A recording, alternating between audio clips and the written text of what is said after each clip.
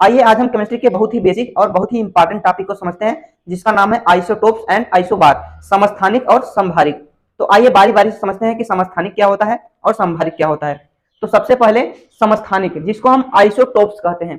Definition यहाँ पे लिखा गया है कि वे तत्व जिनके परमाणु क्रमांक समान परंतु परमाणु भार अलग अलग होते हैं। वे तत्व जिनके परमाणु क्रमांक सेम हो लेकिन परमाणु भार अलग अलग हो, यानी कि एटॉमिक नंबर सेम हो और एटॉमिक मास अलग अलग हो। किसी भी तत्व का परमाणु क्रमांक या एटॉमिक नंबर वो संख्या होती है जिस पोजीशन पे वो तत्व आता है। जैसे हम जानते हैं कि आवर्त सारणी में हाइड्रोजन पहले स्थान पे आता है तो उसका परमाणु क्रमांक 1 हो जाएगा। कार्बन 6वें नंबर पे आता है, उसका परमाणु क्रमांक 6 हो जाएगा। सोडियम 11वें नंबर पे आता है, उसका परमाणु क्रमांक 11 हो जाएगा। इसी प्रकार से जिस भी पोजीशन पे जो भी तत्व आते हैं, जो भी एलिमेंट आते हैं, वो उसका परमाणु क्रमांक हो जाता है और परमाणु भार लगभग डबल होता है। हर किसी का डबल तो नहीं बोल सकते हैं, लेकिन लगभग डबल ही होता है। तो 20 तक के परमाणु क्रमांक वाले तत्वों को आप डबल भी करके करेंगे तभी भी कोई दिक्कत नहीं है। लेकिन परमाणु क्रमांक क्या होता है, जिस पोजीशन पे वो एलिमेंट आता है उसे हम परमाणु क्रमांक कहते हैं। तो वे तत्व जिनके परमाणु क्रमांक सेम हो लेकिन परमाणु भार अलग अलग हो तो उन्हें हम समस्थानिक कहते हैं। इसका एक और एक ही एग्जाम्पल है ही हाइड्रोजन। हाइड्रोजन के 3 समस्थानिक होते हैं, जिसका नाम है प्रोटियम, ड्यूटेरियम और ट्राइटियम।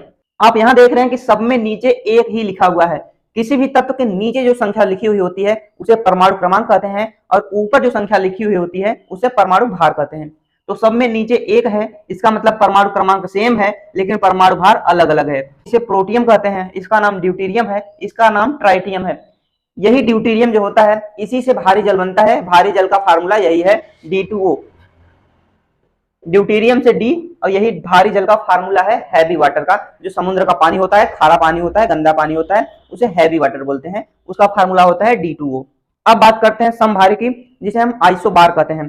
तो इसमें क्या था, इसमें परमाणु क्रमांक सेम था तो इसमें परमाणु भार सेम हो जाएगा, बस एक दूसरे का उल्टा ही है।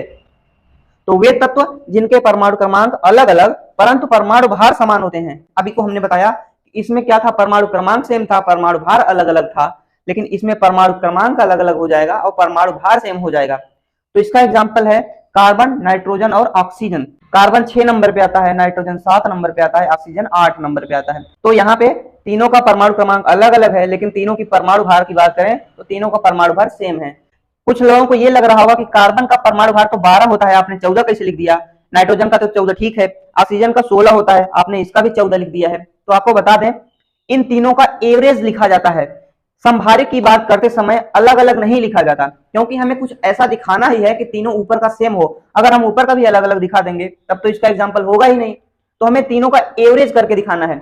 अगर आप एवरेज करेंगे तो आप देखेंगे तीनों का 14 ही आता है। जैसे देखिए कार्बन का अगर हम 12 करें, नाइट्रोजन का 14 और ऑक्सीजन का 16, और 3 चीज है तो 3 से डिवाइड करेंगे। तीनों को अगर जोड़ेंगे तो 6 4 10 2 12, एक बचा हुआ है, एक 1 2 1 3 और एक जो बचा हुआ था 4 और यहाँ पे 3। तो जब भाग देंगे तो 14 ही आएगा। तो तीनों का एवरेज ओवरऑल लिया गया है इसकी बात करते समय, आइसोबार्स की बात करते समय। अब अगला एग्जांपल है आर्गन, पोटेशियम और कैल्शियम। आर्गन 18 पे आता है, पोटेशियम 19 पे आता है, कैल्शियम 20 पे आता है। तो तीनों अलग अलग हैं लेकिन ऊपर तीनों का 40 है। तो ये रहा आइसोबार यानी कि समभारिक। उम्मीद है आपको ये टॉपिक अच्छे से समझ में आ गया होगा। मिलते हैं किसी नए वीडियो में किसी नए टॉपिक के साथ। जय हिंद।